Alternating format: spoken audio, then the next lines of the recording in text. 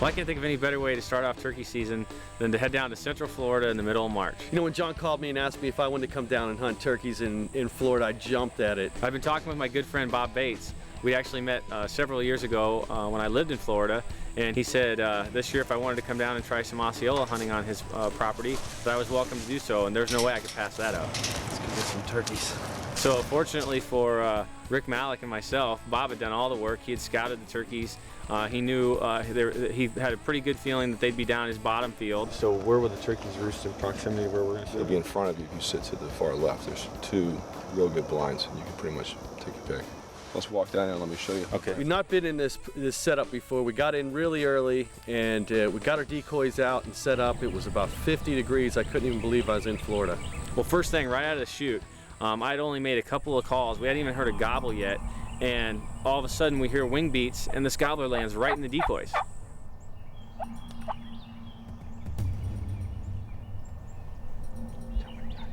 I got him.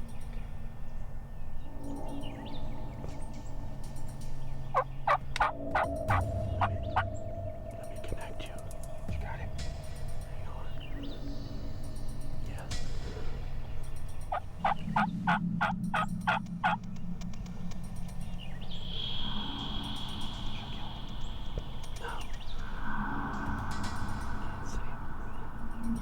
I don't have him.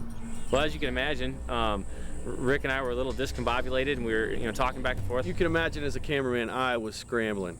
We got the bird on camera, but we didn't get enough pre-roll, so I called John off the bird. Yeah, that's one of the challenging things with filming, is making sure that the cameraman has the footage that he needs before you can take a shot as the hunter. Well, after he walked off, we finally, I made a call, and right away I got a response.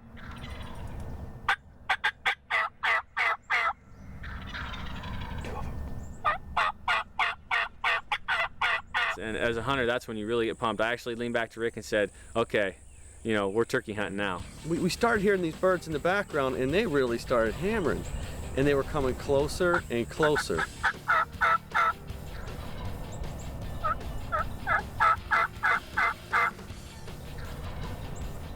Right there.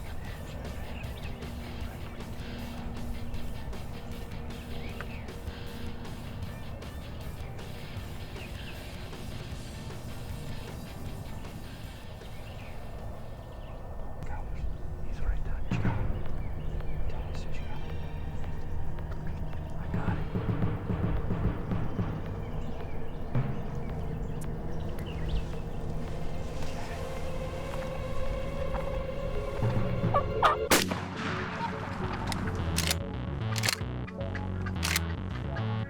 Did you get him? Woohoo! Yeah! Big bird. Yeah, Bob! Yeah!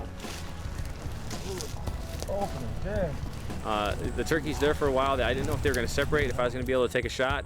And finally, I called softly, and the one turkey, the strutter, lifted his head up, and I was able to make a harvest. And I'll tell you, what a thrill to come down here March 19th. It's opening day in Central Florida, and to share that with good friends, Bob and Rick. It was just an incredible experience, and one I won't soon forget. Yeah, he's got a nice beard, and this is the thing I love the most about these Osceolas.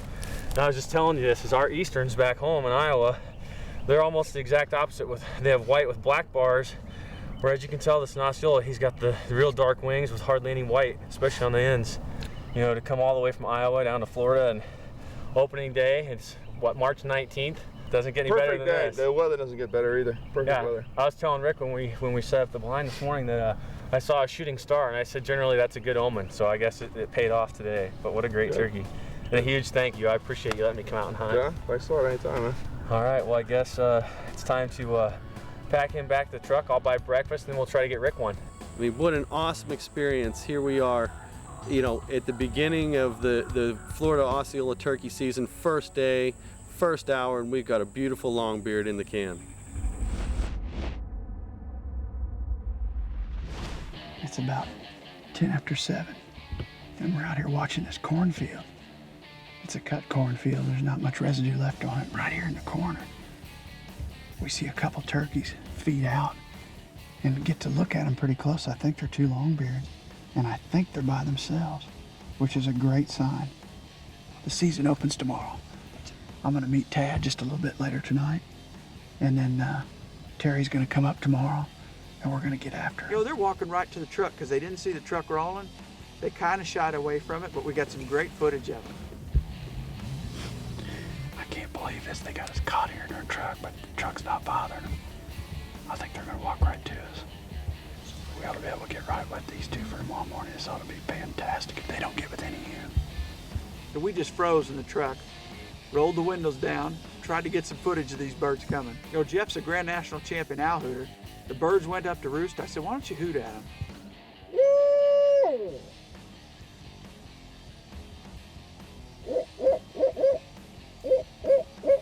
He starts hooting. Pretty soon an old friend showed up.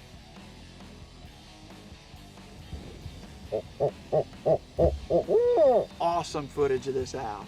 Really loving life right now. We go back to the house. Tad shows up. We couldn't wait to tell him about the birds we had roosted. We finally got to bed late. I couldn't hardly sleep with those birds roosted. I mean, because I know when Mark's got them roosted, he usually knows what limb they're on. And we really hadn't paid attention to the weather forecast. We wake up the next morning, it's raining. Time to go back to bed. Yeah, let's go back to roost. Same thing the turkeys are doing. See you in a couple hours, buddy. All right, man. We go back to bed, sleep sound, 8 o'clock, and Jeff says, guys, the sun's shining. I can't believe this. We missed opening day. It's opening day in Iowa. Tad, the sun's shining, buddy. Well, wouldn't you know it, Terry shows up. He was supposed to be here at daybreak, and he's been waiting on us all morning, and we didn't show up. Terry, where have you been? I've been looking for you all morning. We've been waiting and waiting. Can you believe that? Do I? Yeah, I believe it.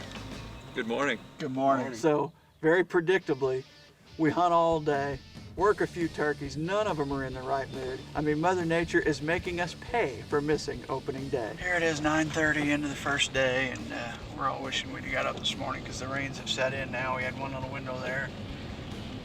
Another turkey season has started. All right, we're up the next morning. The rain has finally stopped. Everybody's giddy with anticipation. It's time for a meeting of the minds. You kill one, would you? I'd like to. Well, there's the one. We didn't know that. Kill a big one, would you? That's the name of the game. I'd like to. Tad and I are going to head back with our fingers crossed and go back to where Jeff and I roosted those birds 2 nights ago.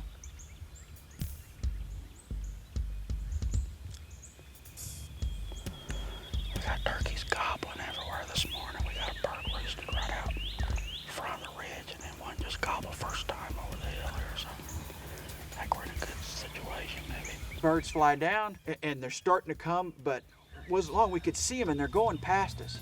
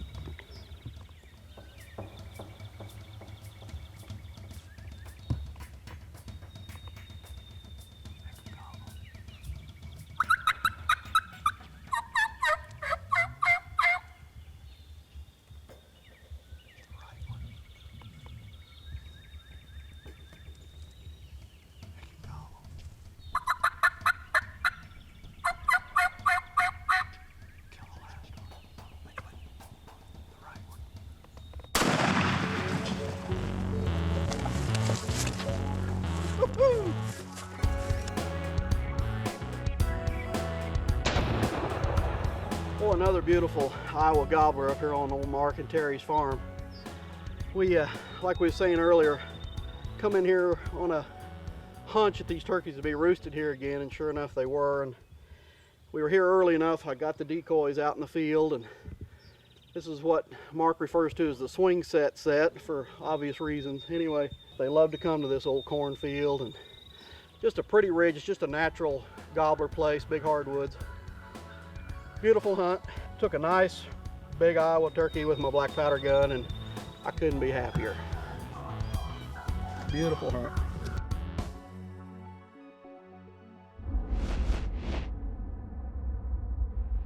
You know, everybody knows that we thoroughly enjoy turkey hunting and turkey season, but nobody knows how much I enjoy hunting Iowa first season with my lovely wife Willa, my good friend Tad Brown, my brother Mark, and this year we had good friend Jeff Probst joining us. We put some turkeys to bed in the exact same place where they had roosted when Tad killed his. Mark and Tad were convincing. They said, let's go to this building. They did it yesterday. We got a feeling they're going to do the exact same thing today. Well, here's a first. Here's a story of a building, a brush hog, 2 muzzleloaders, 4 hunters, 2 cameras. All of a sudden, we decide we're getting a little bit antsy. Nothing's happening.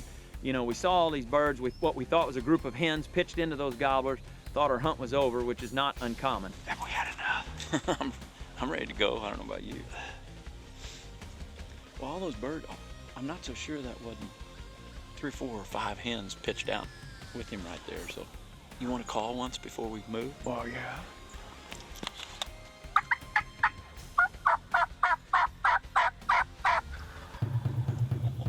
Maybe we'll stay here. These turkeys hammered right over the hill. It was a mad scramble. Everybody's down to the ground. And I mean within a matter of seconds, 20 or 30 seconds, they were running, literally running across the field and coming towards us.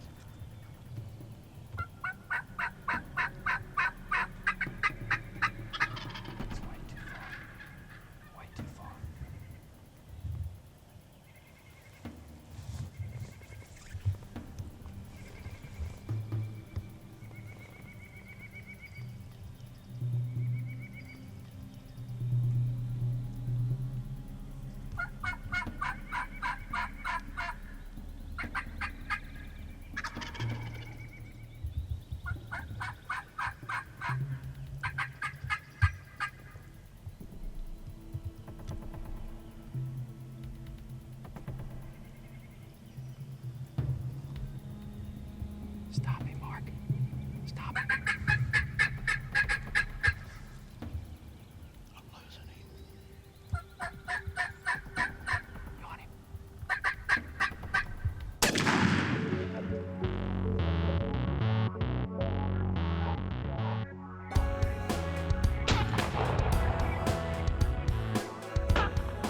We went out and roosted a little bit and heard these birds from way out on the county road, and they were the same turkeys we felt like that Tad had killed one out of yesterday.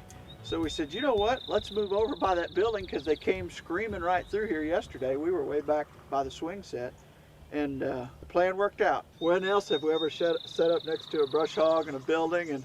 And you know, frankly, it's a good setup because we've got the best back cover in the world. Yeah. It's solid green. Yes. And they're used to seeing equipment parked here. It was a fun hunt. It was pretty. Another good hunt spent with my lovely little bride. I really, really enjoy doing this, and it just doesn't get any better. I'm hoping that we're able to do this for years and years to come. What a wonderful way to start the day. The front blew out. Now we've got to get Willa her turkey. Well, it looks like it's going to be a really good morning. Turkeys are gobbling, the sun's coming up. This is going to be a glorious day. Let's go to the blind. You don't get goblin mornings like this very often. It's 32 degrees. Awesome morning. Clear as a bell. And you see, now where was that? Was that the one down the clear? Tough whenever you don't know which one to go to. Birds gobbling everywhere. We go to the trusty old box blind. I roosted a bird right in front of it. Tearing it up, absolutely gobbling at every note, every single note. Got a few hens competing for this gobbler. He's the one making the most noise. They're calling, we're calling. The excitement's starting to build.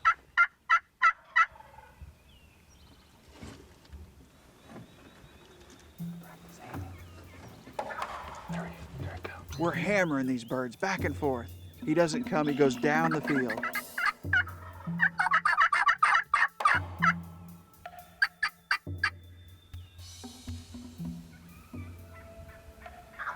Like they always do, as soon as he pitches out, he heads straight over to the hens, waits for them to drop down, hunts over. And there were several hens roosted off to the side, and they literally, the more we called, the more pleading they became. That mewing sound right before they were yelping, they were doing a bunch of that, just almost begging him to come their way. And obviously, he probably had an eyeball on him. He sat on that ridge top. He would not commit to this field. And I'm sure he could see him up in the tree over there. And he ended up going right to them, waited for them to pitch out. And now it sounds like they're with him. So we did get out. We got out called. We got outmaneuvered. As luck would have it, he decides to cross over the field. I guess that other gobbler that was roosted with him ran him out of there. You know, the competition's pretty intense right now. They're all competing, trying to gather and round up as many hens as they possibly can. This bird's coming and coming. Time for the shot.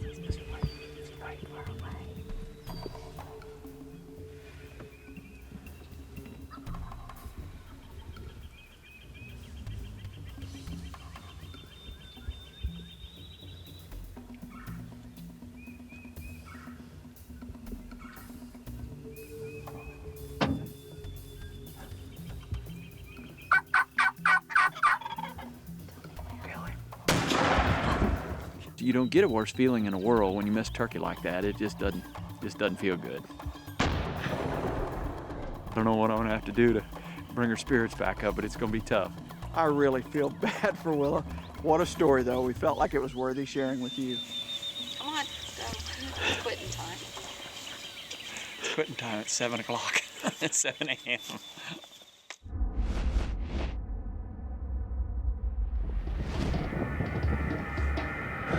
Looks like they're gonna cut back to the corner. I know there's a corner in the fence over there. The sun's up, we don't have a whole lot else going. They're not gonna gobble, so I'd say this is our best chance.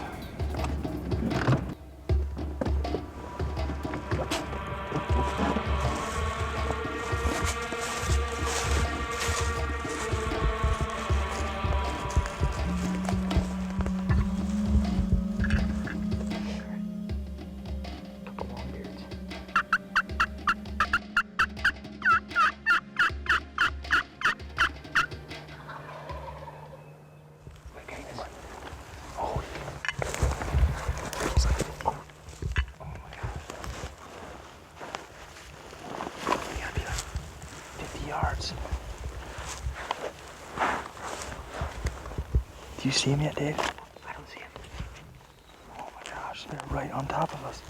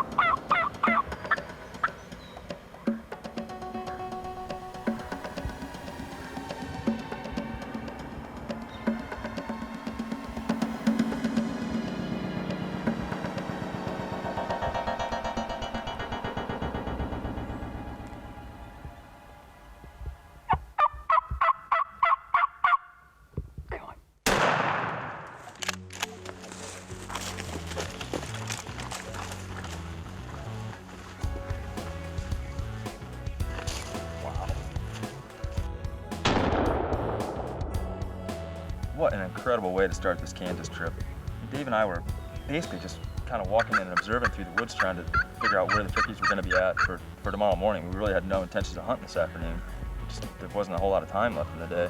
You know, we got to the point where we were just going to stop and kind of glass this field, and we barely stopped against these two little tiny trees, and these two turkeys just blurted out right behind us. Dave and I both looked at each other and whatever cover we had is these 2 little dinky trees, and made a few calls, and the one that I shot was strutting and the other one was right behind him. Just made, they came on a string, you know, came up to 15, maybe 20 yards, and realized that there wasn't actually a hen there. But at that point it was way too late, so here he lies. I couldn't think of a better way to start this Kansas trip on such a high note.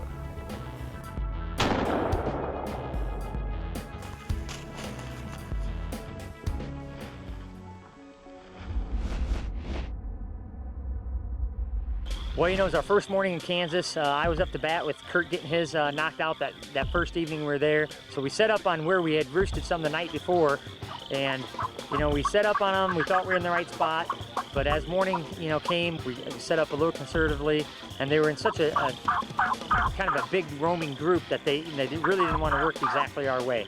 So it was time to move. Well, the one good thing about moving where we were is we have this huge creek bed, and we can use it because it's way above your head. It's tall. You just got to make sure you got waterproof shoes on. And other than that, that creek bed's awesome for moving on. Well, you can see we're in a large creek embankment. We left our first setup this morning. We're going to travel down this creek, get to this corner, and we know there's a gobbler out in this field straight away from us. That's, if we get past him in the corner, I think we can get up in the corner of the field and start calling. That's our plan. We got to where, you know, I thought we needed to get to this corner. We moved up, and sure enough, I saw a couple hens already out in the field coming at us. So then we had to crawl through some tall grass and get set up against those trees right in that corner. Well, we got set up just in the nick of time. I thought those hens were going to spook at any time, but they didn't. And here, all of a sudden, here comes a gobbler right through that point. He's popping out of the field right now. See him? Corner of the field. That's the gobbler.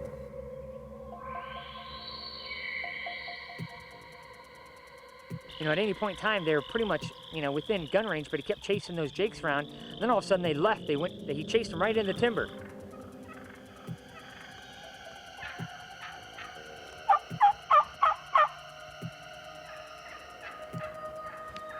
Speaking it to us.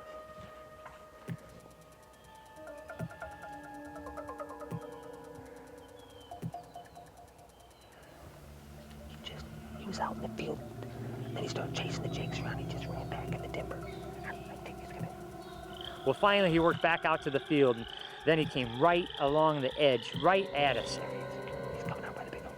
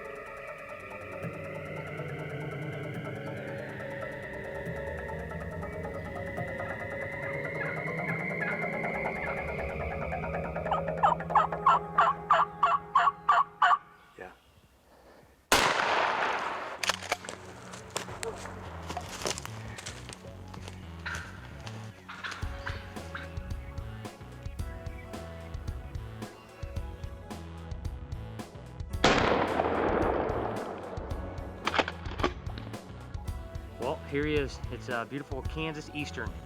You know, you never know what you're gonna get. It's a mixed grab bag here. You either get a Rio coming in, a hybrid, or an Eastern, and I'd say this one's got primarily Eastern in him. And you know, this is only the first morning of our hunt. We got in last night, and you know, Kurt was fortunate enough in the hour that we hunted to harvest one, and here it is. You know, first couple hours of the morning, and you know, we got another one bagged, and you know, this trip, just already what I've seen already out in the fields and how the turkeys are reacting, I can say this is going to be our best trip in Kansas ever. You know, this turkey had me going. You know, the turkey kind of knew something wasn't up, and he started walking away, and I yelped out a couple times just to lift his neck up, and I let him have it, and I'm telling you, this is sweet reward.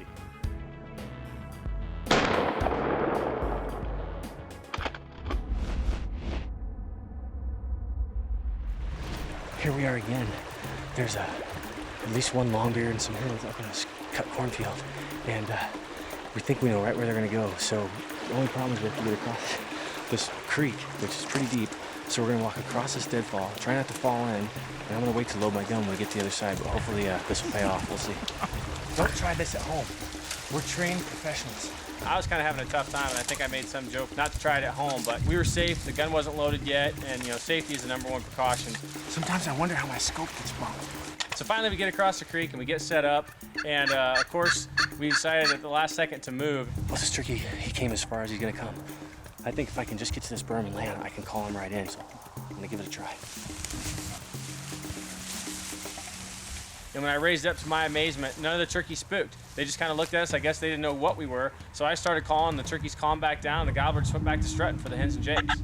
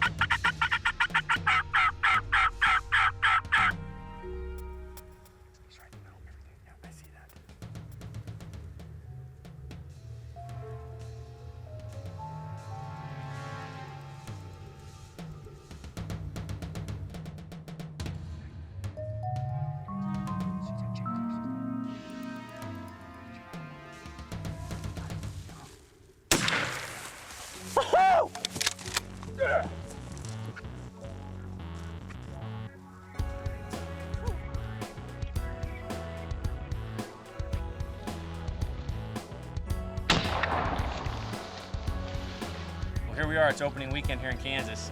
And you know, I love coming to Kansas. I've been coming here for over a decade. And you know, this is a hunt that Kurt Ritchie and Dave Reiser, my dad, and I look forward to every year. We decided this afternoon to divide and conquer.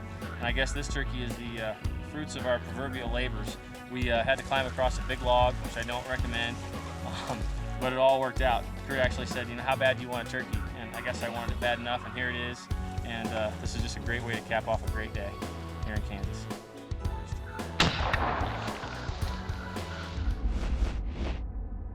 Kansas turkey season, it's going to be a really good time. I hope the turkeys are gobbling, and we're really looking forward to it. We've got one spotted. We're going to use the lay of the land and the lay of the existing old farm place and the buildings to get in and around on this turkey.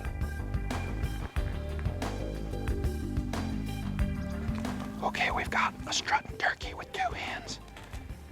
On the other side of this hill, I believe there's a fence, a road, and another fence. We're gonna get in the shadows of that grain bin, set out a decoy, and I don't know, hope for the best.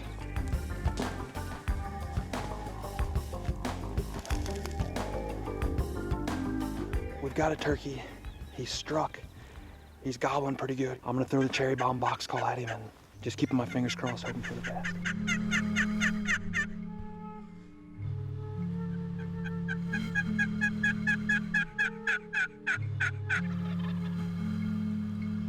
He's gobbling, he's cutting me off as we're using the cherry bomb, and that is always a good sign. When a turkey's cutting you off, whether he's got hens or not, we're thinking we can call him across this pasture field.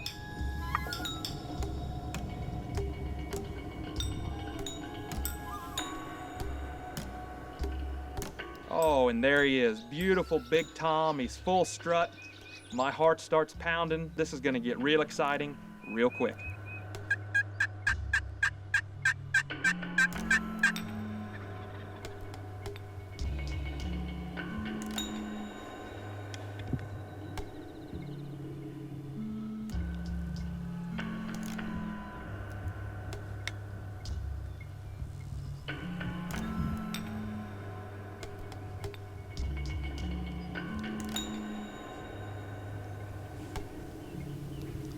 That real thick stuff. There you go.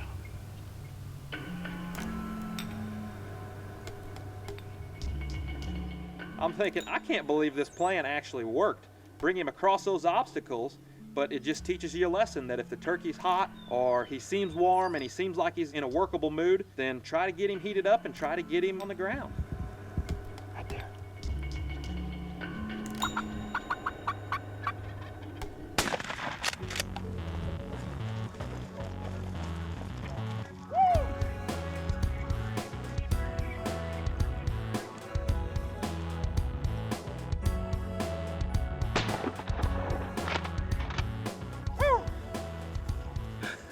Down here at the Lazy D in Kansas, one of my favorite times of the year. It's always a lot of fun. You never know what you're going to get into. And you hear us talk a lot about the lay of the land and use the lay of the land to get good position on turkeys. Well, today we did that as well as use the lay of the buildings. We know that there's a turkey that has faded off out of our field. It may be impossible, we thought, to get him back across the road, but that's the deal with turkey hunting. There's always a slim chance. How do you know if you're going to get the bird on the ground or not unless you try? And try we did. We got him called back across a fence, a road, and then our fence on our property. He was with 2 hens. He brought the ladies over here with him. They actually passed him up, and it seemed like to me they were headed away. We got him to gobble one last time, and that was all she wrote. What a lot of fun. Man, this is a hunt I'm gonna remember for a long, long time.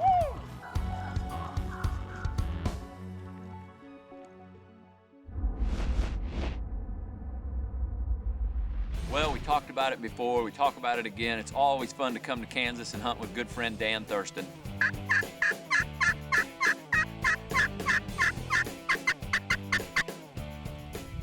I just don't know about this spot. I don't know if they're gonna gobble in here or not. I don't know where Dan's putting us here.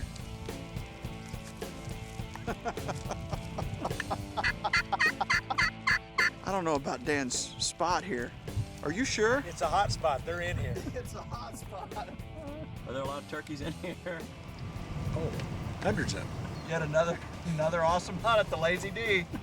I finally got to hunt with Terry again. Because we have such good luck, Mark likes to kind of keep us separate, but we finally got hooked up again this morning. He got off with Jared. One of the guys that helps Dan quite a bit, a guy by the name of Randy, who's been a good longtime friend of ours, has always done his homework, always scouted, knows exactly where the turkeys are going to be. We got a couple of birds roosted right here behind us on this river bluff.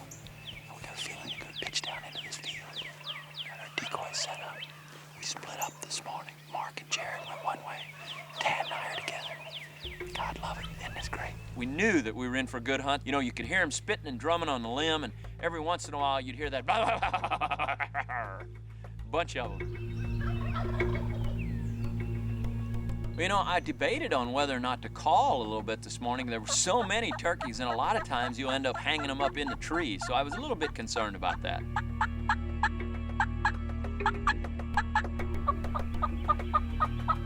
After that first hen pitched out, and she decided she was going to get close to the love triangle, then all of these jakes, one right after another, started pitching out. They all landed out here in front of us. All of them worked right into the decoys. What a sight. I mean, it was one to behold right over the gun barrel. Just doesn't get any better.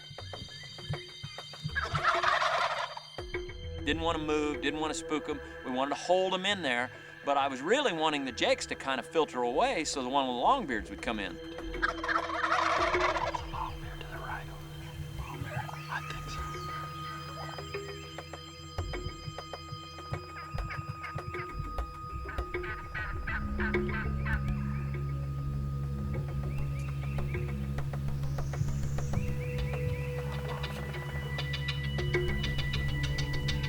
He's coming back. He's coming back.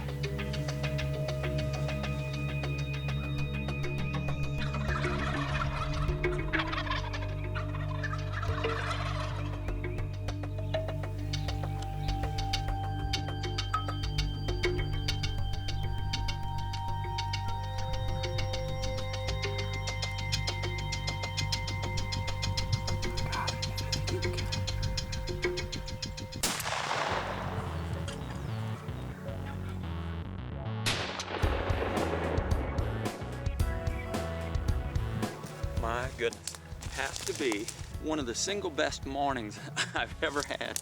I can't say enough about this morning. Gee, Manetly. Got a new Nikon red dot. First turkey I've shot with it. And the decoys really sucked them in. That one hen, once she pitched out, boy, here they came. They all followed her right in line. This bird, I really didn't think he'd even get within range because of those jakes. Ended up, he got within, I don't know, that was probably 35, 40 yard shot. And was time to put it on him, and we certainly did it. What a morning. Absolutely glorious morning, textbook. It was one of the best turkey hunts I've ever had, I believe. What a fun, fun hunt.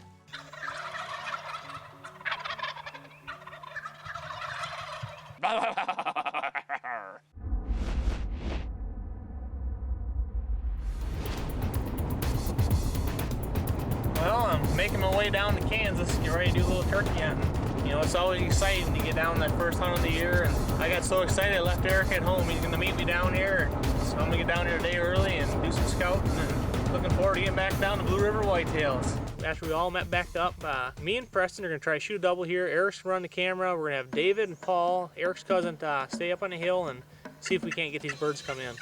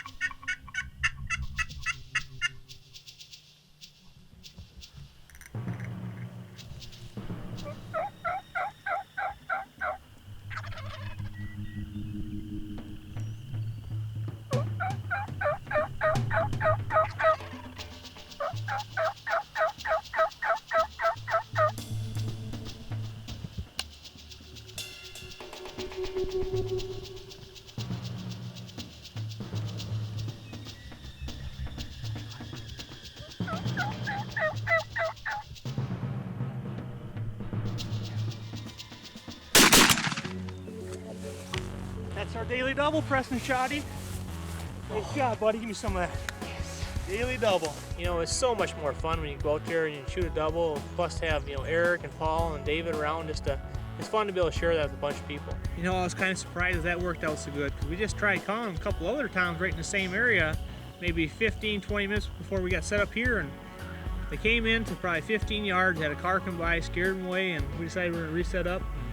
Me and Preston were going to try to shoot a double if we get them to come back in, and kind of hard to kill a double. And last year me and Alyssa got one. This year me and Preston is our turn, and we set up here, had Paul and David stay behind us probably 65 to 80 yards calling, trying to pull the birds past us, and it worked out just perfect.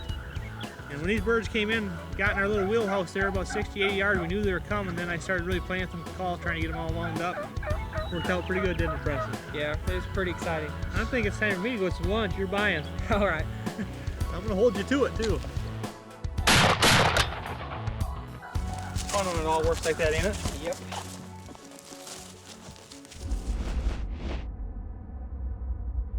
We had such good luck in Kansas, and the sights we saw, them burning the entire state as it were, I was sure looking forward to getting up to Missouri and getting out of all that smoke. You know, it's a long 6-hour drive up to North Missouri, but the rewards waiting at the other end make the drive go pretty quick. This is the state we look forward to. Opening day of Missouri season. We've got Iowa and Kansas behind us. All right, it's myself, Terry, and Coondog. We're going to get together for the first couple days, and the night before the season, Kevin Small with KT's Trophy Huts drops by, and he's nice enough to invite us to go to one of his main farms. Kevin says he's got a place where he knows it's a slam dunk. I can't wait to go out there and do a little roosting. Grass, that's the one. See, down over the hill, there's another real purdy food plot down on the bottom, and it'll be full of turkey.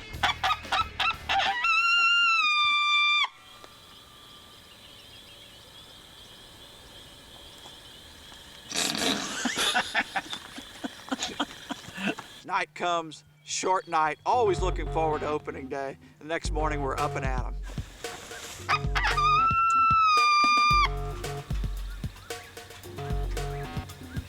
They're hot. Not a zip, zip. Coondog's filming, Terry's doing the calling, and I'm lucky enough to have the gun in my hand. What a morning. All of a sudden, the woods light up. We hear gobbling, see some turkeys on a limb, sitting in a tree, waiting for them to pitch out. This could be good.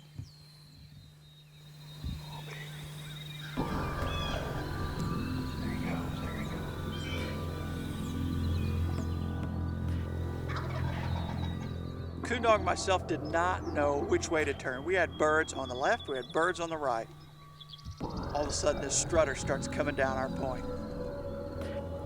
Coondog's really kind of torn between filming the gobbler that's coming up the point, another gobbler in the CRP. I'm in the back float calling. It's going to be a great opportunity here.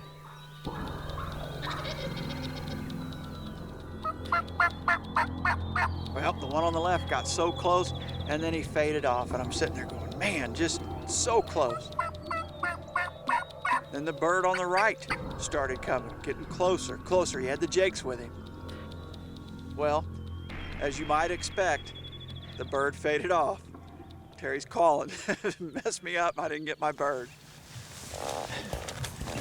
Wow. Do you believe that? Opening morning, birds all around us, and they just wouldn't get within gun range. I'm not too sure that the little bit of wind movement we had on our decoy wasn't a little too much, because they'd get so close, fold up, get a little nervous. Nonetheless, that was a lot of fun. I enjoyed that. Whew. Terry did some great calling, but not good enough. You know, Mark and Coondog were trying to say that it was the calling. They blamed it on the decoy waving in the wind. It wasn't that. It was those two guys. Dog, I think it was the calling that did it. Yeah, they were coming, and he started yelping real loud and boogered them. You think Terry spooked him? Yeah, he probably did. He didn't want you to kill one first in Missouri. He was jealous. We get to the truck. Here's Kevin and Cecil, and they've got a surprise for us. Let's take a look at that guy. Oh, wow. Nice beard. It's a good bird. What a turkey. Good job, Cecil. Congratulations, buddy. Nice. Good job. Nice. Fortunately, Cecil was able to harvest a bird, and Kevin captured it all on video. Is the footage good? I think so. If I remember to hit the record button. Look at that. Well, we get to look at it there through the viewfinder, and it's a smash. Boy, he comes in, and they'd worked 4 or 5 other turkeys, and Kevin captures it all on film. What a great morning those two had, and Kevin did a fantastic job. Good shot. Good shot, Cecil. Good job. How far was he?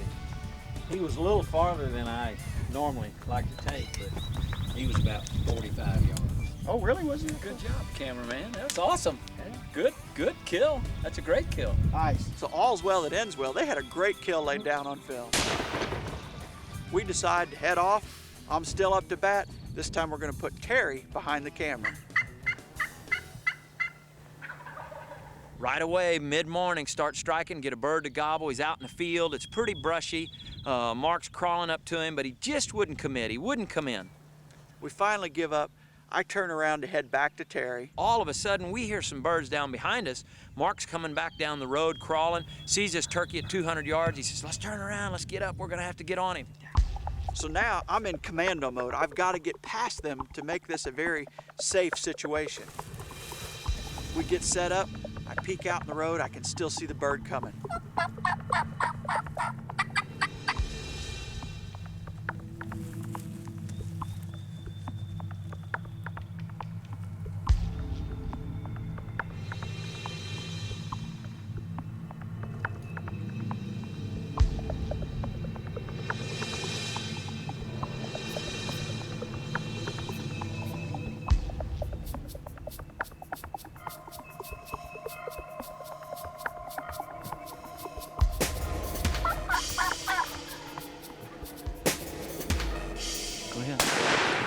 Mark puts the shot on the turkey, and it isn't often that you get to kill a turkey at 12:15 like that, but boy, when you do, what a reward. How fantastic can it get? 12:15, how's that for a mid-morning hunt?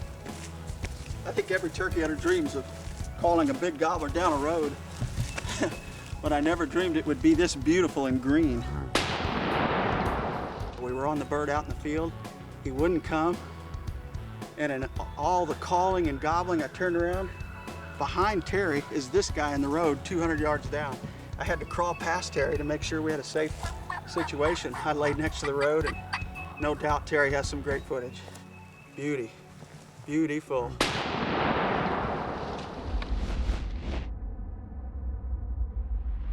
Well, there's no denying what the National Wild Turkey Federation has done for turkey hunting in this country. And we got a local friend who gave me a call. He sets up the banquets every year for our local chapter. Gave me a call, said they needed an auctioneer for their banquet. I was happy to jump at the chance. You know, we get to the banquet, and you know, Eric and I were just going down the aisles looking at all these prints and calls and statues and everything that they had to sell. Could not wait to get on that podium, start selling. This is stuff I love to sell. All right, right here, give me 500. 500, that's it. 500. Chris had an awesome auction. We sold off a ton of stuff that night. The only thing we had to do was we picked up our buddy Terry. He was going with us, and I tell you what, cannot wait to get to Kansas to try these spring turkeys. Well, I just finished up with my NWTF auction, and it went well. And for once, I'm on time. Was you on time, Terry? I was on time. What about Eric?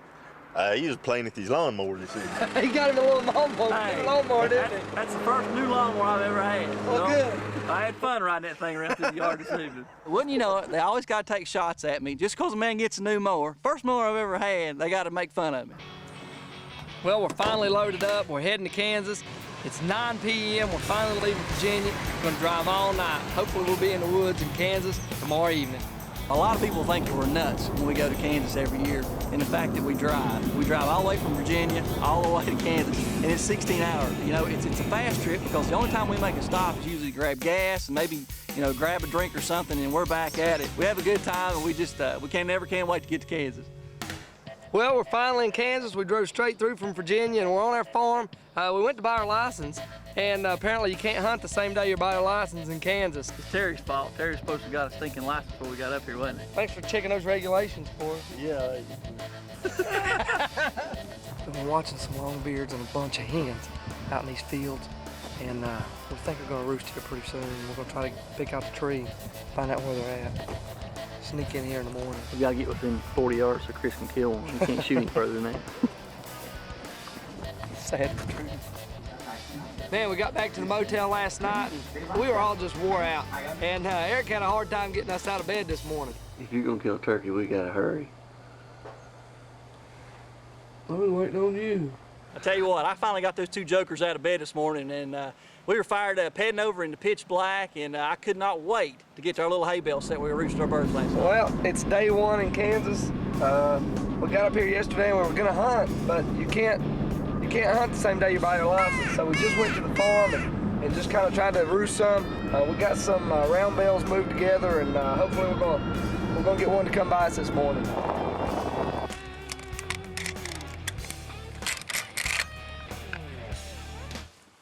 Man, we got set up in those hay bales, and you know, we were almost too close. They were literally within 30 yards of us gobbling, and we just couldn't move. Man, I tell you what, you know, there's no worse feeling than as a cameraman when you're sitting there, and I was looking at Chris and panning to Terry, and you know, they were watching the show. The birds were in the trees and they were gobbling their heads off, but I was pinned and there was nothing I could do about it but sit and just hopefully, you know, wait for a bird to pitch down and get him on film.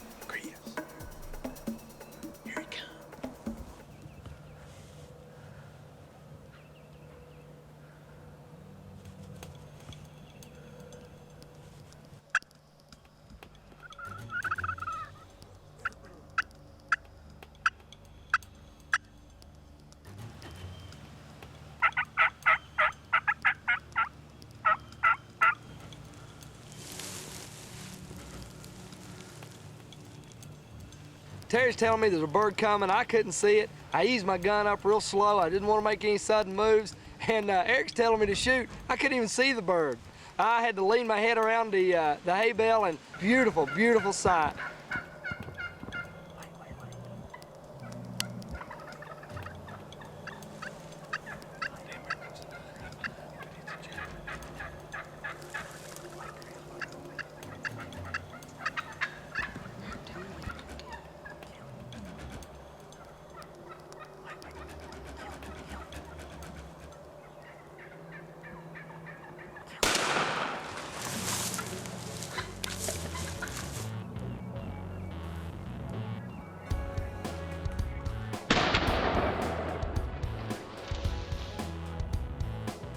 Well, it's morning one in Kansas for us, and we drove all the way from Virginia, and we roosted these birds last night. They were right on top of us this morning. It was unbelievable. There were birds everywhere in the trees around us. Well, Terry started calling, and I tell you, he was committed after that. Terry said, there's a big one coming in. I looked around the hay bale, and boy, he was just strutting right toward us, coming into the decoys, and I tell you, Terry just kept calling, and it worked out perfect, didn't it? After he saw those decoys, it was no stopping him. He was coming. Well, anyway, I made a great shot, and I tell you, we just couldn't be happier to be up here. So my first longbeard on film, and this is our first trip to Kansas for the spring season. I tell you, it won't be our last. It's a great morning.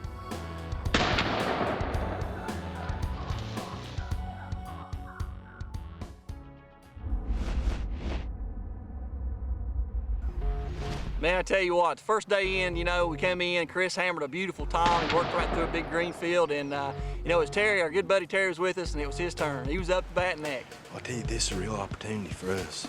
We're not used to getting hunting in the afternoon in the state of Virginia, so we've watched a couple of birds at the evenings, and we kind of know where they're going to roost. We're going to try to get in front of them and call them in as they're coming back to roost.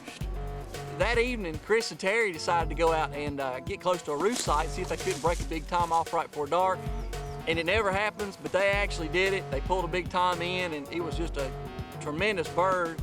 Unfortunately for Chris and Terry, the camera battery went dead. The battery went dead literally when it happened, when Terry shot. You know, we were pretty down after that. You know, Terry's a good friend of ours, and you know, it's a shame because he killed such a tremendous bird. That bird had a 1.5 inch spurs. He weighed 23 pounds, almost 11-inch beard. It was just an awesome bird, and we were down to dunks. But you know what? I was up to bat the next morning. It was our last day coming up, and I ended up going out, and I snuck through a huge field of tall grass and brush and eased up, and I finally got close to a bunch of birds, and I pinpointed where they went to roost, so I knew where we were going to set up the next morning.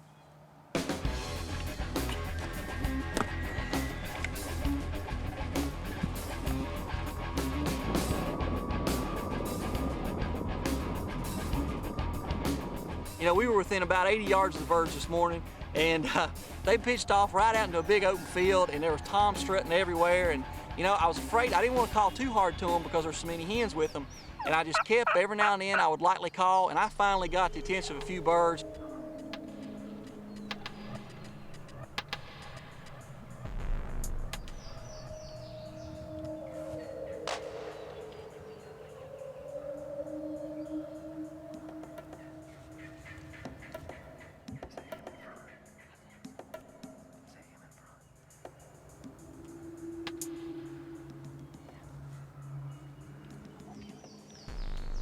Man, they're coming, and they're coming hard.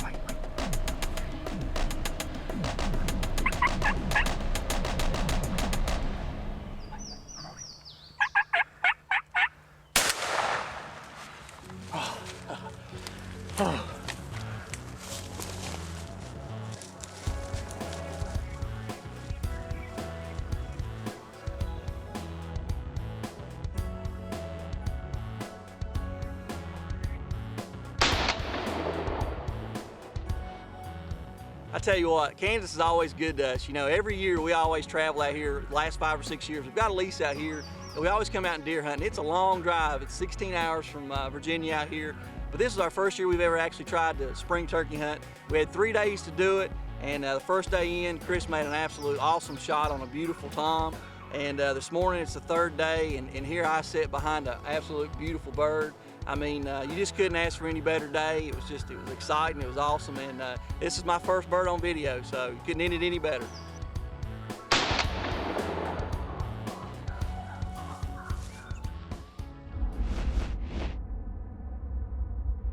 Talk to me, dog. What's happening today? Day 2 of Missouri. Mark laid down a smash yesterday. Terry's up to bat, see what he does. See if he can copy brother. Got a little front pushing in, wind blowing. Typical nasty day. Got my coffee. We may have to sit in the truck and hunt today. Dog. See, Mark saw the forecast. That's why he jumped on yesterday, son. Is that what it was? Yeah, He's like that. You gotta watch him. He dogged you today. He dogged me. Well, now Mark's on the camera, Coondog's doing a little float calling, and I'm back up to bat. We're looking forward to day 2 in northern Missouri. We got one bird that's roosted fairly close here. We're kind of betting this morning a little bit. We're flanked here behind a huge pasture field where there were a bunch of cattle. And there's a lot of residue on the ground. There's a whole bunch of turkey tracks and droppings. And this is a new farm that we've never turkey hunted before. They didn't roost last night very well. So we're just betting that they're gonna hit this little landing strip, come right up the strip and into this pasture. They'll either do that or go around the pond. So we'll see what happens this morning. We go to the new farm, get set up, turkey right off this field, and we just felt really good about this setup. See him, dog. He's coming right at us. Way out in the field. See him? Got a bird that started to come in, much like Mark's scenario yesterday, and he's coming, but at about 62 to 65 yards, he hung up. You know, we had the decoys out, but I really think he may have seen us. We probably stuck out a little bit more than we should have. He finally fades off, jets into the woods. He saw something he just didn't like about that setup. It was beautiful. Bird pitched out into that landing strip. We thought he'd walk in. We got the decoys right here. He just wouldn't commit. And he got to within 65 yards, but I didn't want to take a crack at him at that distance. We got 2 other birds coming up the road. So we're gonna do a switch here, move over here, see if we can't pull them in. There's 2 other screamers coming. We've got to make a move.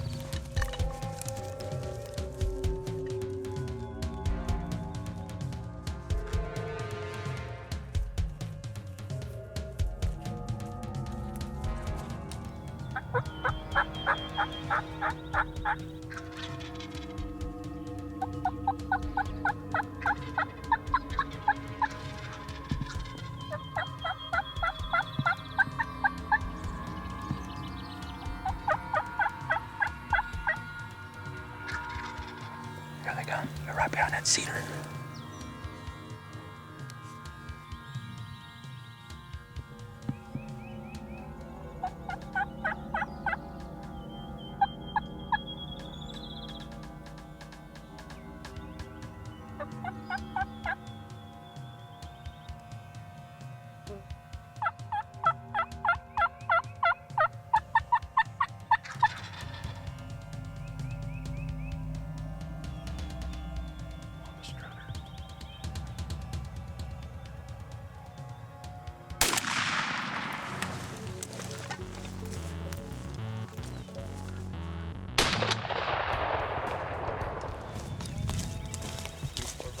Yeah, baby.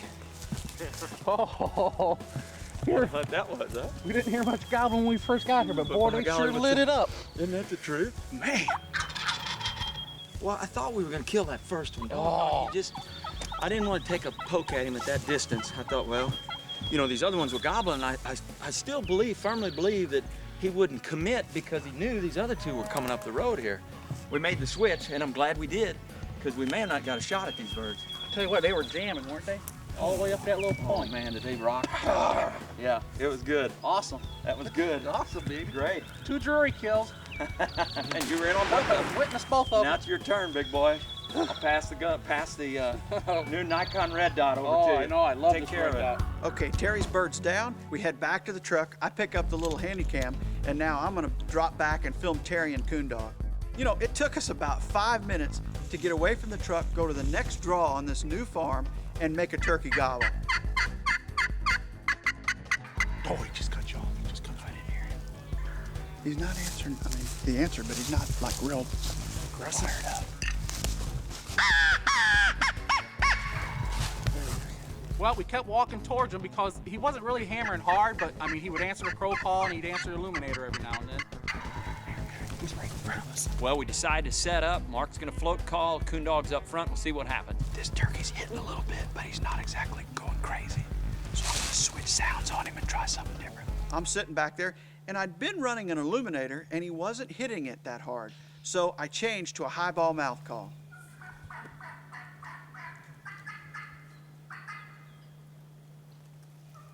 But once we got on this point with him, and Mark started running the mouth call, this bird just ate it up. That turkey loved the mouth calling, and he started coming in on a string.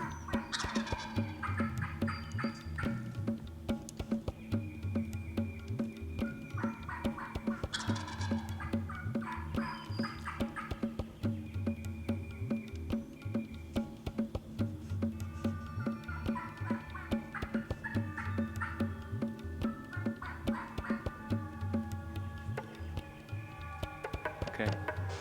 Wait. Okay. Whatever. Okay.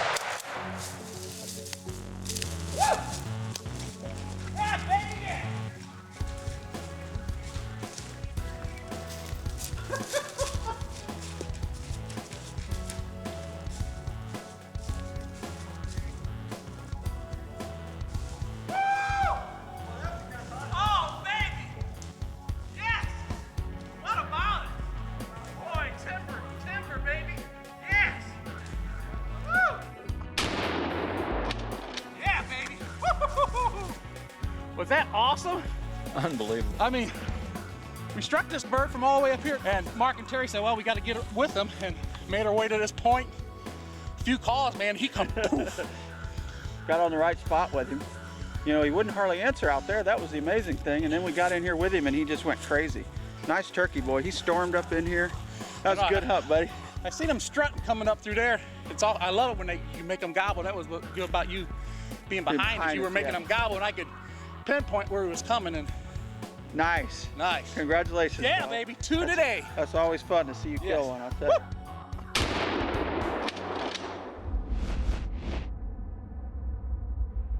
Well, it was opening day of fourth season, and good buddy Sean Phillips and I were going to chase some birds again in the morning.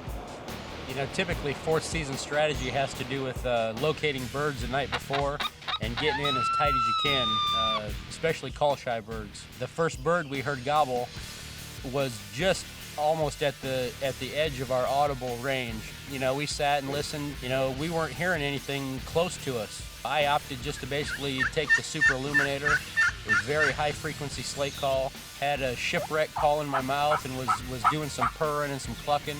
I heard a branch break behind us. I leaned over to Sean. I said, I think something's behind us. He was able to turn and get a visual on a longbeard coming to our position at 30 yards.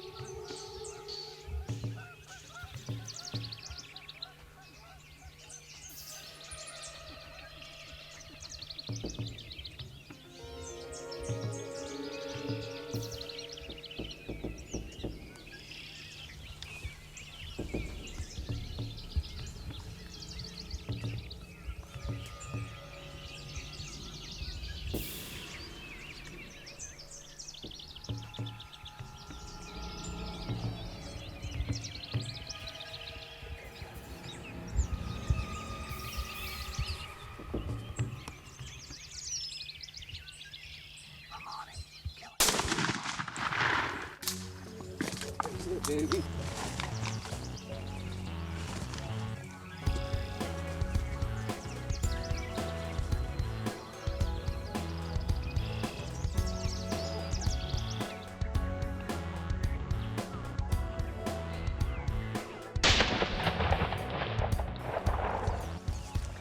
They tell me you can't call them through a fence, across the creek.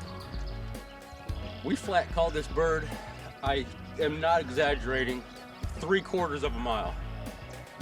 The only bird on the limb this morning gobbling, and we absolutely stood on a call. I said, let's just sit with our back up against this fence, and he came all the way in. It's been kind of unseasonably cold, and you see my breath this morning. I mean, this is just, it don't get no better, man. Fourth season Iowa, these birds are tough. They don't want to come. I tell you what, he was in range of the special purpose this morning. Remington laid him down, baby.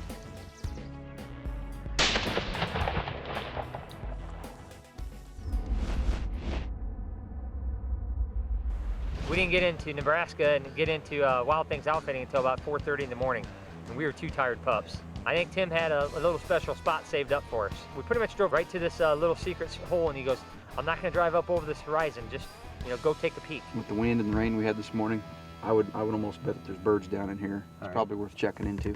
All right, so we just bust over this horizon a little bit. All right, I'm just gonna go visual. I'll just grab my binoculars. Well, I just went out there with my binoculars, put my Nikons on, and strapped up and just headed up over this horizon. I saw the tips of at least 2 tail fans right along the timber edge out into the green. So we immediately ducked down and ran back to the truck. And we're like, Tim, there's a couple there, right where you thought they'd be.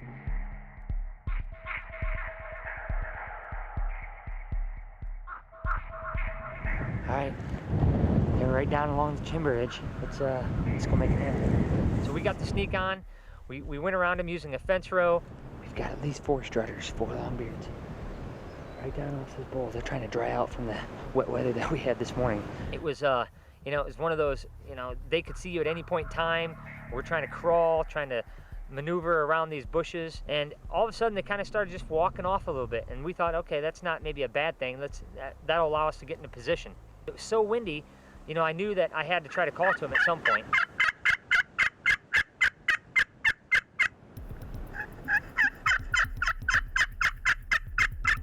They're still right out here, but they're kind of working off the opposite direction towards that far corner.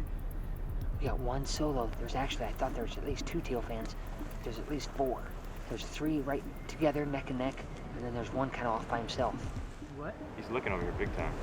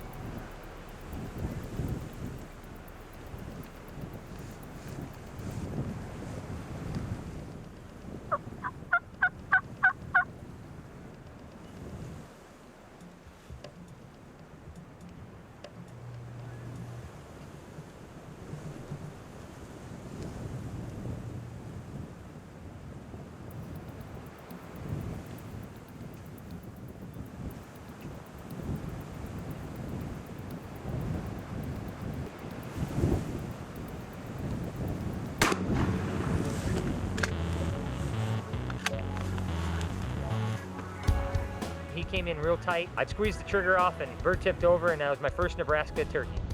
You can't ask for a turkey hunt to come together any better, any quicker than this came together this morning. Or I guess it's just afternoon right now. Wow, he came on a string.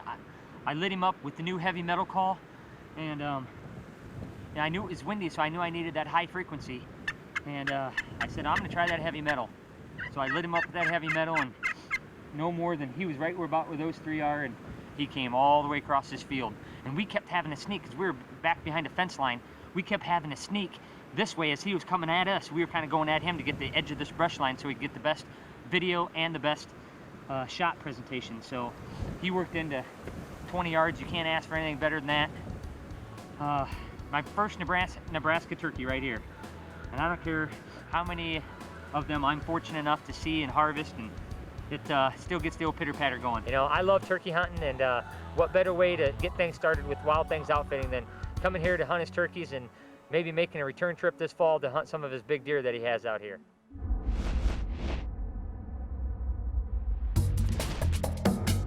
Well, we're starting the 2nd week of Missouri's turkey season. We are? Yes, we are, Terry. First week was a big success. Myself, Terry, and Kudar. Now our tags are good again. We're gonna get back after them here. You sound like you're catching a cold. Are you a little stuffed up this morning? I am stuffed up. I think I might have a cold coming on. But it's not gonna keep me down. I got a cold, but we're gonna keep fighting them. You are tough. I'm a tough turkey hunter. Well, we get in, you know, we get all set up, and we start calling, and man, oh man, the goblin was everywhere. Terry started yelping, and boy, we had about 1 or 2 birds just hammering them. We got 1 bird down off in that draw. Goblin. And it sounds like there's a couple down here. We'll see what happens. We're in a great spot right here. We'll just keep working them.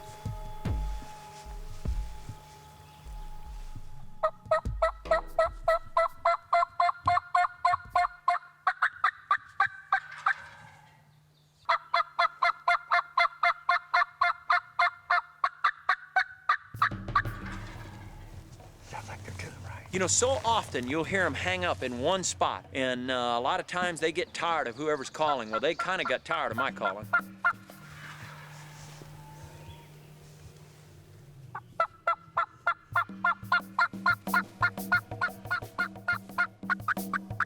Terry's calling, I grab my call, I start yelping a little bit, and these birds started to break, and you could tell that gobble was getting closer. He pops a mouth call in, starts at a real seductive hen yelping and a little bit of cutting, and they just could not stand it.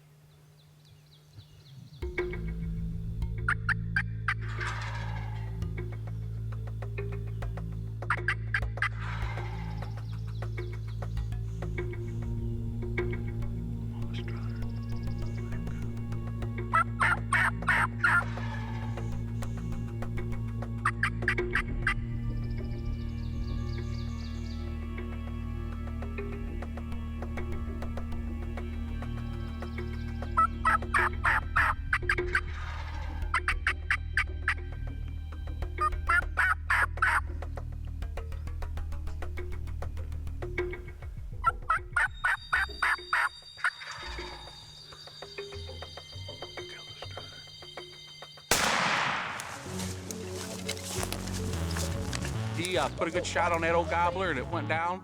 And I was so excited for him because we've been having a tough 5 or 6 days this last week. Wow! Can you believe it? Huh? Are they fired up or what? That was one of the neatest mornings I've ever had as far as gobbling and birds kind of jealous of one another. I guess they're starting to drop their hens or lose their hens. We've had torrential rains for the last few days, and there's only a few hens available, and it seems like these birds are trying to get with them right off the roost. Good turkey, too. That's one of the better birds I've ever taken. The lead bird, boy, when you guys called at him and he hammered, gee, Nutley. You know, my view was blocked a little bit. You probably did have a better view than I did. Mine was a little brushy, a little weedy there, but still, all in all, still pretty. Great morning.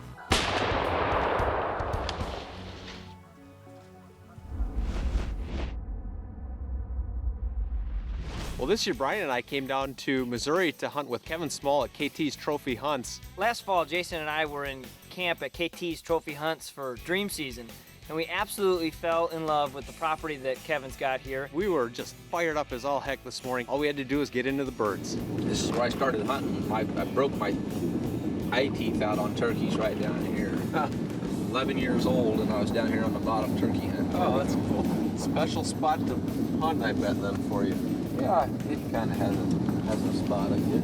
How far can you shoot one? 60, 70. We want to kill it.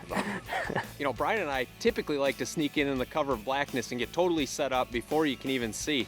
Kevin's twist on it was we were going to go in when you could actually kind of see, get the birds to gobble off the roost and position at that point.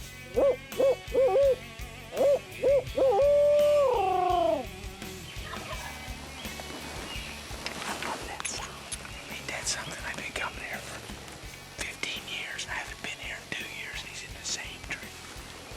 We had talked in camp last night about what people were using for decoys this last week. I kept hearing that no decoys was probably going to be the best bet. Well, we get here, and Kevin said, let's put a hen and a jake out. The old adage of don't guide the guide rang true, and we just kind of kept our mouth shut and let Kevin put out the jake. So we go ahead, get the decoys set, we get set up, and sure enough, the birds are gobbling. First bird off the roost, into the field, starts strutting our way, comes right around the corner, stands there at about 100 and some yards, full strut, and he just locks up. Kind of turns around and walks off. And both at that time, Jason and I were like, yeah, that's the jake. Kevin actually was saying, it's the jake. Well, not long after that Tom stepped out of the field into the woods, a hen appeared, and she came right into the decoys. And that, you know, it's a bird you're not going to harvest, but it's the same feeling reaction you get as you see that big Tom step in.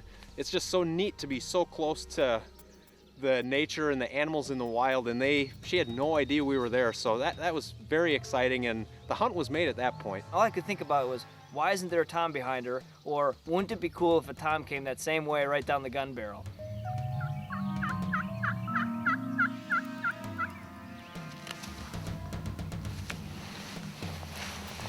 What do you think? I think he'll come in eventually. We just need to be patient here. We'll wait it out. All right. Sit and be patient. After about 45 minutes to an hour of playing the guessing game whether or not we did the right thing, Brian says, here he comes.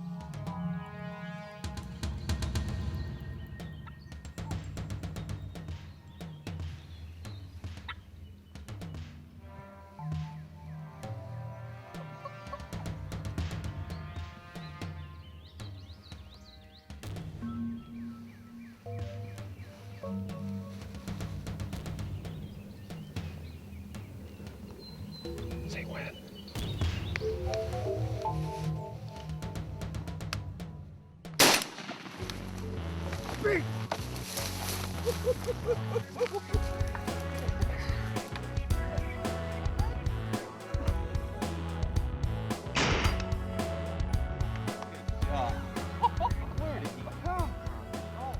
Oh, it can't get any more exciting than that. In our lap.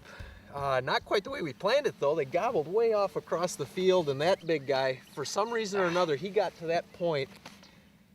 I think it was the Jake decoy. I think it was the Jake. I think he spooked. We argued about putting out the Jake this morning, and and I said we need a Jake out there, and you and Brian was saying, no, let's don't put a Jake out. And then this turkey comes in and spooks, and touche. Well, the end result, though, I think this Jake saved the day for us because this guy, he come to the Jake. I think if I would have given him a few more seconds, he may have pummeled the decoy, but boy, oh boy, when you get him in that close, and once I finally got that gun up and I got the green light from Brian, whew, what a feeling to let it bark. Pounded him. Oh, I took him a little low. I didn't want to miss him. You didn't. So,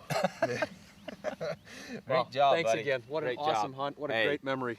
Let's go get Thank another you. one. What do Yeah, you think? definitely. Let's do it. All right, now Kevin's done his job and got Jason a bird first day. It's now my turn to, be in front of the lens. We spent the next day and a half trying to chase our tail all over the place and can't seem to get a bird to gobble. Finally, the last day, got a bird actually to work. He comes in, he starts going in and out of strut. Hey, he gets to that magical moment. Brian asks the cameraman,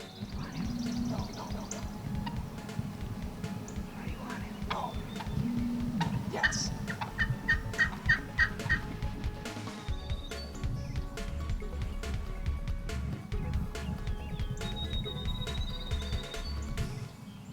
At that point, I'm pretty dejected.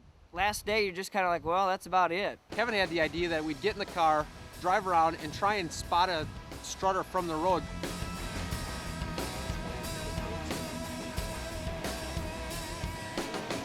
How do we got them, Kevin? The head of that ditch where they're heading.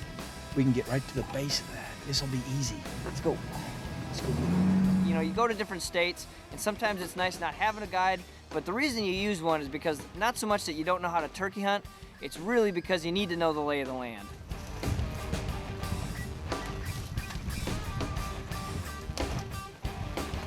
I've been watching these birds come down out of the field right here. There's a ditch right there we're crossing. If we can slide up to the edge of that ditch and sit down, they're out there 300-400 yards. Get set down, I think they'll exit the field right here. Let's get down right here. Well, good thing that we had Kevin with us this morning because Brian and I would have botched this full out without him knowing the lay of the land. So Kevin tells us, get set up.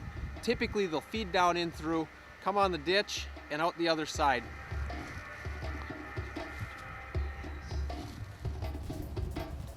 Sure enough, we watched this bird strut all the way down the field, just as Kevin said he was going to.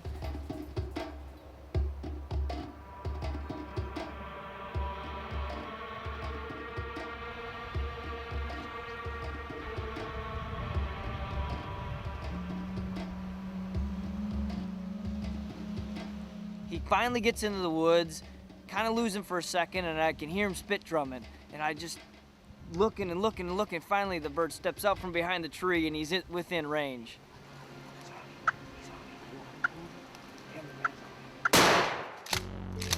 Yes, we did it! Oh, baby! Baby! God, that feels good, Kevin. Good, thank you. Good job. Oh, we have been on turkeys. Oh.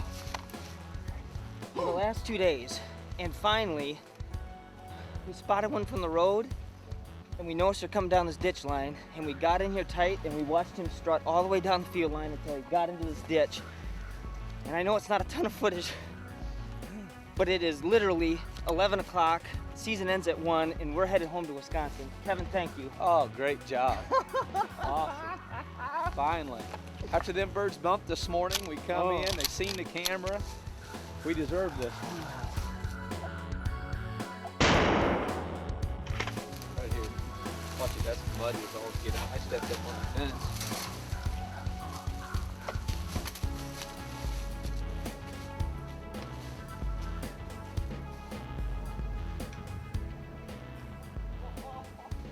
Kevin, here we go again, number 2. Thank you very much. I appreciate it. Absolutely. Jason, I really enjoy being in camp with you, and obviously we got 2 beautiful birds to take back to Wisconsin with us, and we're tickled to death.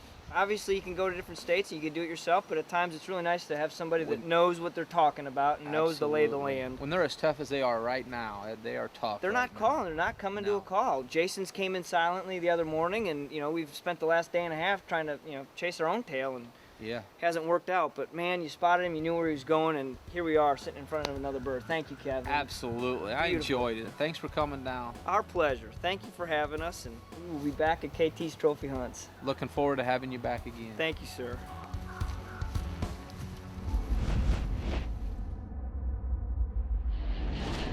We're heading out to our little honey hole in South Dakota. It's always good for a couple turkeys, and I love South Dakota. I love killing these Merriams or hunting these Merriams, listening to them gobble and watching them strut. having them come in. So I'm looking for another one. Well, you know, we went to our favorite spot that opening morning like we always do, and you know, and John and I have had so much success there, and lately, you know, Kurt and I have had some good success there, and we went there and lo and behold, we didn't hear a single gobble.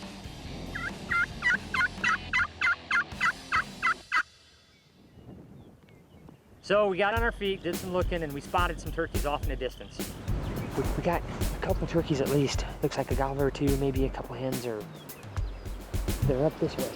And we've been just slowly working up this creek line. I've called once in a while, but it's so windy, I don't know if they're responding or not. But we got a visual on them.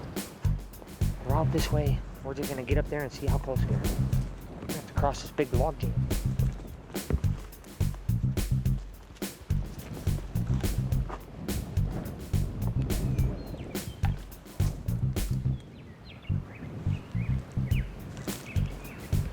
Get to this hillside here. Yeah, I'm too low. Decoy. So the decoy right up here. See if we can draw them. If not, we're gonna have to circle all the way around them. They're heading that way. Okay, they're heading that way. It's only another mile. Oh, he just gobbled there. Here he comes.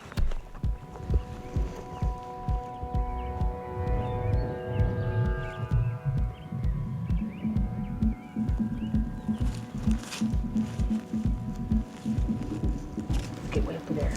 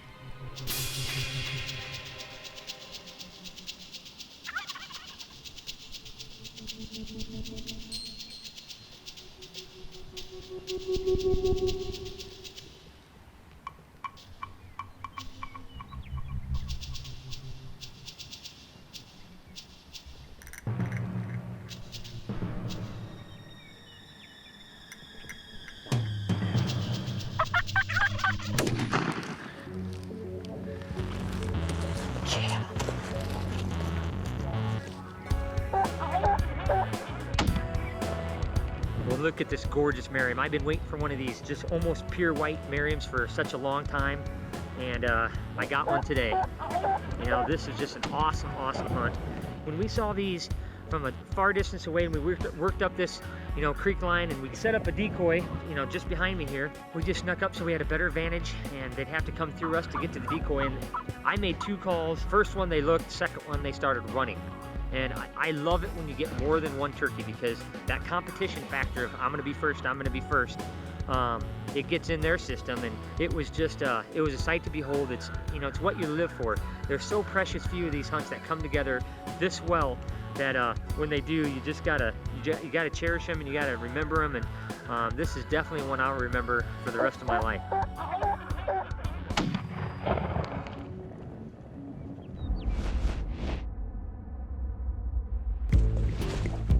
Kind of on a whim, we went and checked a field that's been historically good. I actually got to harvest my first Merriams out of there a few years back, but it's different scenarios, mid-afternoon, and you know, we were basically just a whim. We went in there hoping that maybe we could at least roost a bird for the following morning. This is that field I killed one in 2 years ago. Yep.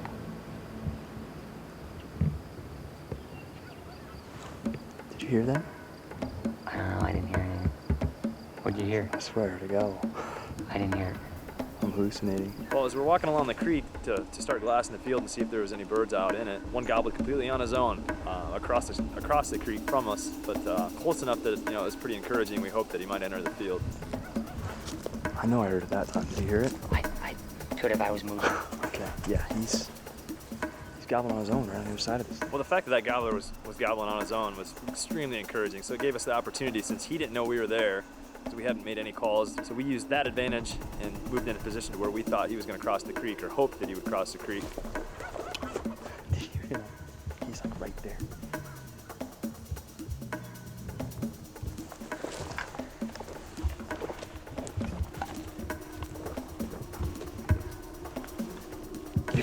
there. He's so close, I don't know. I'll get right there. I don't think we can get any farther down, so. You want to tuck in here? I'll just tuck in here. Yep. Go ahead, tuck in. Let's see what happens.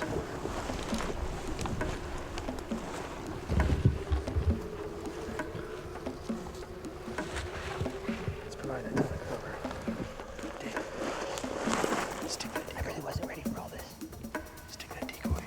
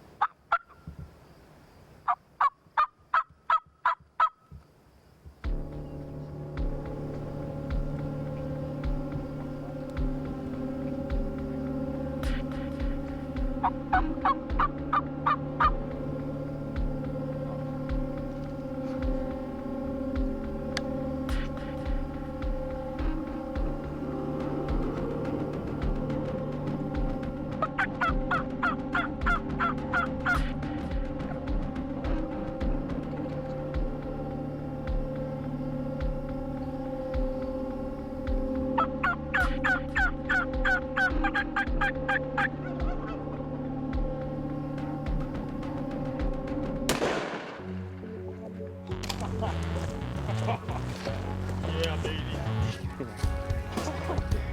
Now, how do I know how to get it? Oh my gosh. He put on a show.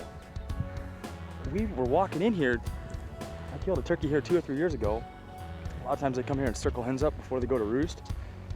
And we were walking in, we hadn't made a call yet, and he just starts sounding off, just pah, just on his own. And we kind of got tucked into this little tiny cedar tree. It's like the size of one of us. And Dave sticks the hen right at his feet. And this gobbler proceeds to just, on the first call, he just started parading up and down the side of the bank here. I mean, it's unlikely you ever would have come across, but it doesn't get any better than this. This is Merriam hunting at its greatest. You gotta get across this creek though. That's how I go back and get my swimming trunks. After the bird folded, Dave and I started having a discussion about how I was going to get him. I mean, it's from past experience, we knew the creek was deep, but we grossly underestimated how deep. I mean, it was over the top of my boots and then some. I got wet.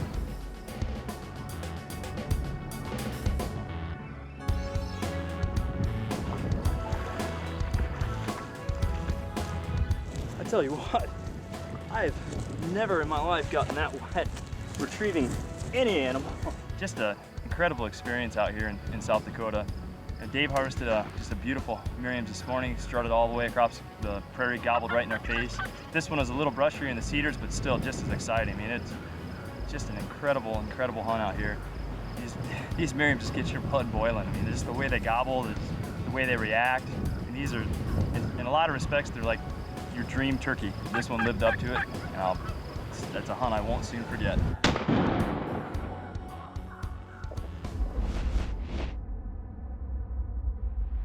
You know, the Longbeard madness keeps rolling on. 4th season in Iowa. It's my favorite time to turkey hunt. Mark and I'm gonna be filming. He's got a turkey roosted, and we're gonna get tied in on him. Anticipation's high for this morning's hunt. Anytime you get a bird on the limb, you're always looking forward to going and hunting. Well, Jared, do you think they're gonna work this morning? If they won't work, we'll get to work. That's a nice thing about Iowa. There's always something to do. It's this time of the year where we stop turkey hunting and we start to plant. So we have to have a little gray area, a little transition. We hunt in the mornings and plant the rest of the day. We're gonna be tight to this turkey, probably within about 60 yards, and may not make much of a sound until he's ready to fly down, just to let him know where we're at. We're not gonna say a word. We're not gonna make a sound. We're gonna let the turkeys hit the ground and gobble on their own if they will, and then call once or twice. And we were within 50 yards, so we didn't want to do too much filming, too much talking. We just sat, we were real quiet, had our little Ameristep blinds out.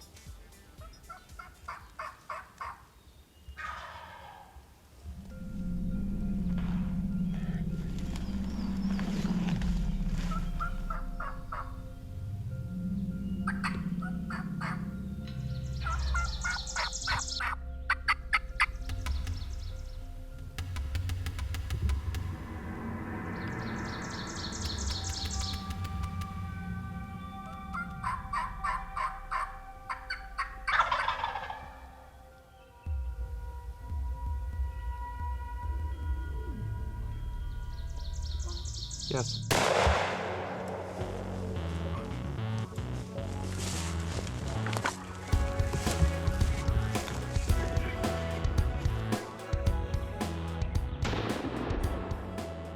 What a trophy here the first week of May. And this morning we slipped in, maybe 60, 70 yards from the roost.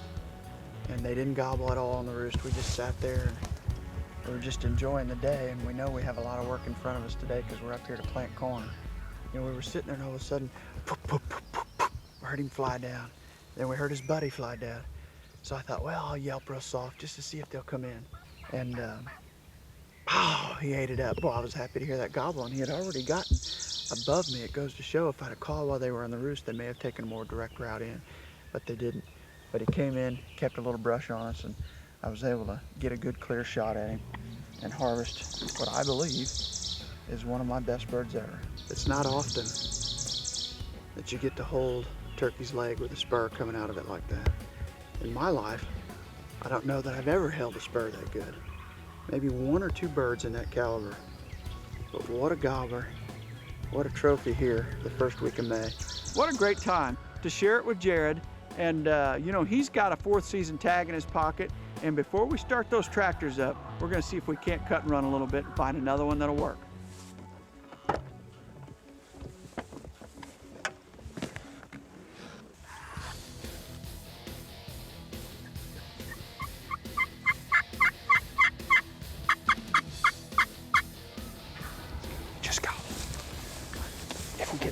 Creek. I think we can get to where he's at. He hits his call, and I mean, this bird gobbles down this pasture, and now we had to get to him. We're gonna have to get down in the ditch, use the lay of the land to your advantage, and sneak up on them. Don't let them see you. He's still gobbling up on top of the ridge. We crawl up this hill, and there's nothing but pasture, and on top of it, a beautiful strutting tom. We've decided if we slip up this bank here, and then ease up real slowly, stand up, shoot the turkey standing up, I don't think the turkey's gonna see us. It's better than no plan at all. Go on.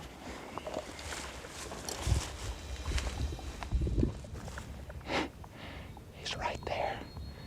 50 yards, full strut, full pan.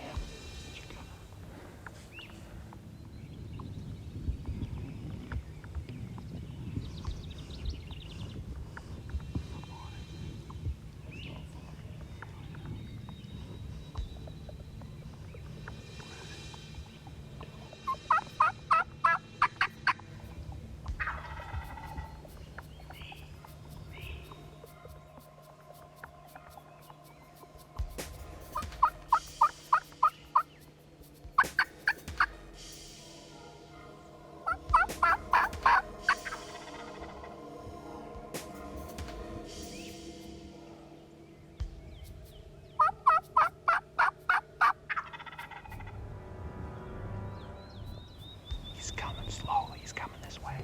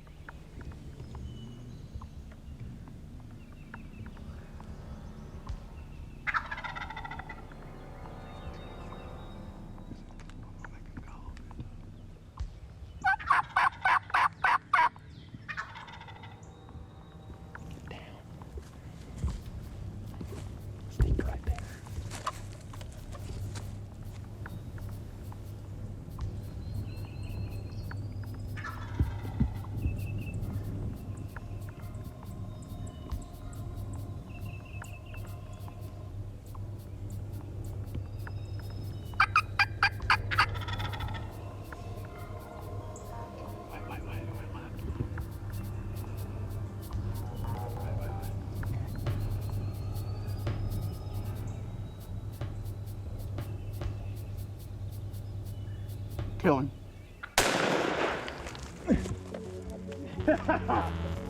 Woo!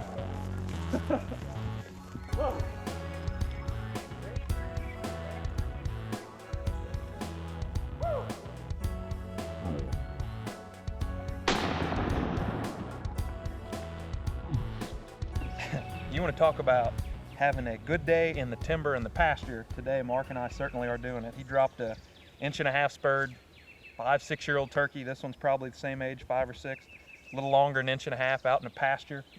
We use the creek behind us to our advantage. It's the first turkey I've ever killed with spurs anywhere close to this, and it's the first turkey I've ever killed standing up. So I'll tell you what, I am one happy hunter today. That's going to be tough to wipe the smile off my face, but we're having fun today. Second 1.5 inch plus spurred bird in one morning. Unbelievable morning, fun day. We've got Ben Rising showing up this afternoon, and Ben's got a tag and I've got another tag, so we're gonna keep rolling. You know, the Drury Outdoors team is made up of a lot of different personalities and a lot of different walks of life. I had invited Ben Rising in, and most people don't know it, but Ben's involved in timber harvesting and forestry management. In March, Mark called me on the phone and asked me about forest management. It gives you a lot of aspects to hunt around that you've never had before. And Mark was very interested in doing this to his farm. So we made a plan for me to show up at his farm in the spring and do some turkey hunting and also mark the timber. It was like the third morning of Ben's hunt, and we went in, we roosted some birds the night before, only got them to gobble once. We weren't exactly sure where they were, so the next morning we slipped in kind of tight and made them gobble early. Mark just located two with the coyote howler over here, so I think we're gonna have some luck today. We finally ease down through the brush and sit down, and we feel like we're in a pretty good position. You know, birds weren't very talkative, and it wasn't long. Our bird flies down off camera and lands right in front of us. Well, he's standing there, and I'm panning the camera back, trying to show Ben, and it wasn't long, two buddies showed up.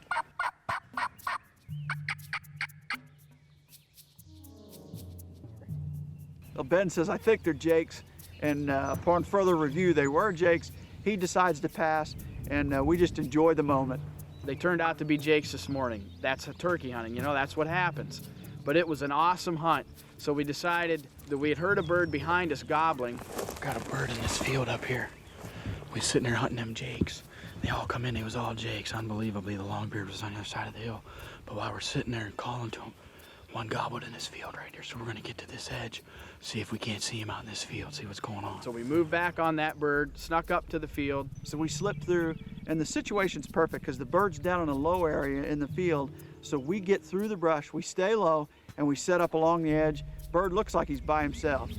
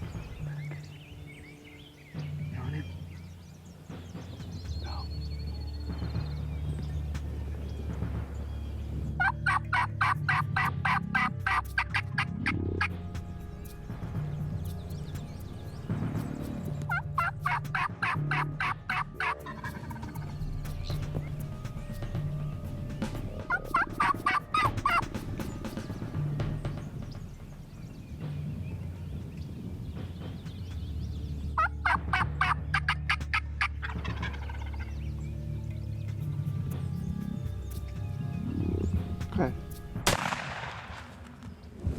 Yeah. Woo! Woo! Woohoo! Yeah.